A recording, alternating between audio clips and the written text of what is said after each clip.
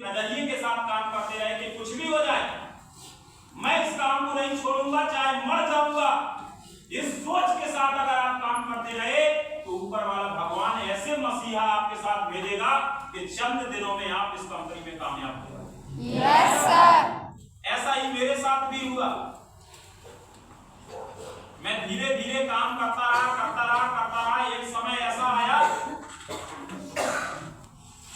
कि मेरे दोस्त का कॉल आ गया और मैंने अपने दोस्त ने पूछा, यार तुम दिखाई नहीं दे रहे हो, कहाँ हो? मैंने बोला, यार मैं तो बहुत अच्छी कंपनी में काम कर रहा हूँ। जब उसको सारा चीजें बताया तो आ गया काम करने। उसने काम शुरू किया। धीरे धीरे ऐसे ही मैं टिका रहा, दर्द सहता रहा।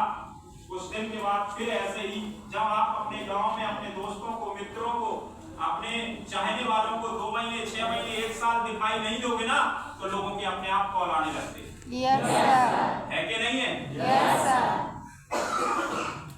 ऐसे ही मेरे साथ हुआ और मैं कंपनी में रुका रहा, काम करता रहा। धीरे धीरे कंपनी में मैं डायमंड भी बना, एग्जीक्यूटिव भी बना, रॉयल भी बना, क्राउन भी बना, एग्जीक्यूटिव क्राउन भी बना और कंपनी में क्राउन एम्बेसडर भी बना और आज आप लोगों के बीच में डबल क्राउन एम्बेसडर बनने का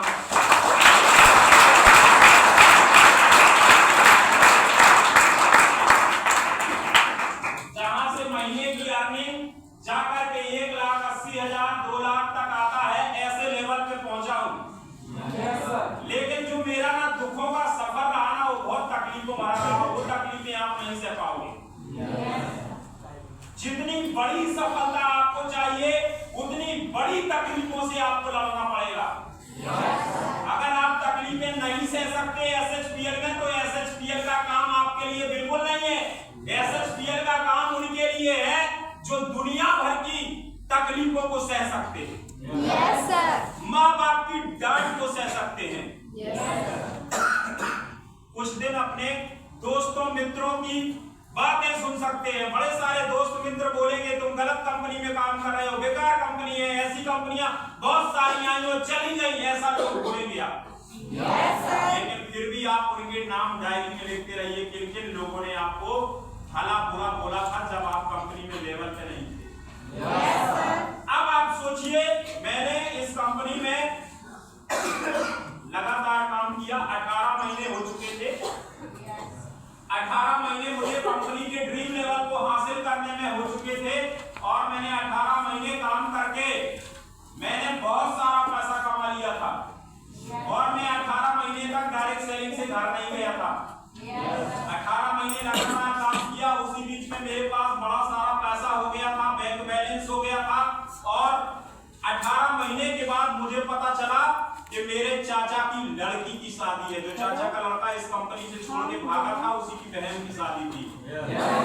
तब तक मैं इस कंपनी में बहुत बड़ी लेवल को हासिल कर चुका था और बहुत सारा पैसा कमा चुका था। उधर मेरे मम्मी के गहने डूब गए थे। मैंने माता पिता से बात करना बंद कर दिया था क्योंकि मेरे पिताजी ने जब मम्मी को पीटा था, गालियां दी थी, उस समय से मेरी मम्मी ने मुझे गाली दी। मेरे पिताजी बोले हम भी काम छोड़ के हम तुम्हें माफ कर देंगे, यही मजदूरी करना। मैंने पिताजी को बोल दिया मैं आने वाला नहीं हूँ, जिंदगी मेरी है, मुझे अपने हिसाब से जीना है। मेरे पिताजी बोले अगर तुम आज लौट के उस कंपनी से नहीं आए तो आज के बाद जिंदगी में यहाँ मत जाना।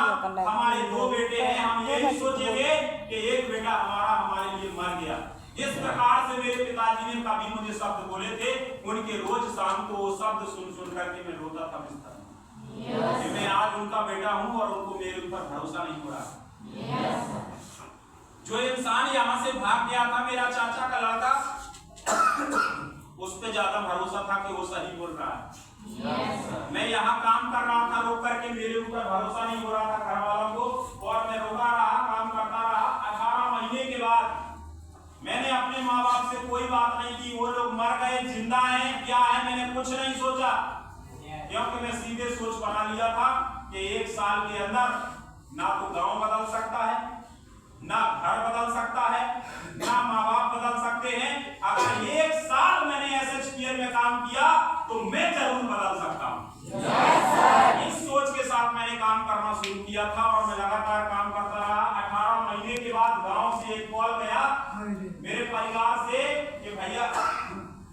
तुम शादी में नहीं आ रहे हो? मैंने कहा किसकी शादी भाई? बोले उसी लड़के की बहन की शादी है जो आपके पास काम करने गया था और काम छोड़ के भाग आया था। मैंने कहा तब तो मुझे पक्का आना है, तुमने अच्छा न्यूज दे दिया। Yes, sir. मेरे मम्मी पापा ने बात करना बंद कर दिया था, चाचा चाची तो दुश्मन की तरह हो गए थे, उनके लड़के ने उनको इतना जहर भर दिया था। कोई नहीं फोन कर रहा था कि घर में शादी है ये आए। लेकिन गांव से फोन आ गया और मैं उस शादी में जाने के लिए तैयार हो गया। मैंने मेरे अकाउंट में बड़ा सारा पैसा था, मैंने सोचा अब जाऊंगा तो मम्मी पापा को पैसा भी दूंगा, और मेरे घर में साइकिल तक नहीं थी जब मैं स्टूडेंट था। मैंने अपने चलने के लिए, घर जाने के लिए उसी समय नया बाइक खरीदा था। उस समय एजेंसी में, हीरो की एजेंसी में वो नया गाड़ी आया था, नया वर्जन आया था उस समय 2015 में नया वर्जन वो गाड़ी जब आया तो मैंने सोचा यार जो मैं काम कर रहा हूँ उसका नाम स्मार्ट हो। उस समय की सोच थी जब ड्रीम लेवल पे थे, तो मैंने सोचा यार स्मार्ट गाड़ी कहाँ मिलेगा। तब पता चला कि नहीं, आई स्मार्ट एक गाड़ी निकला है होंडा हीरो में। तो मैं गया और उसी समय मैंने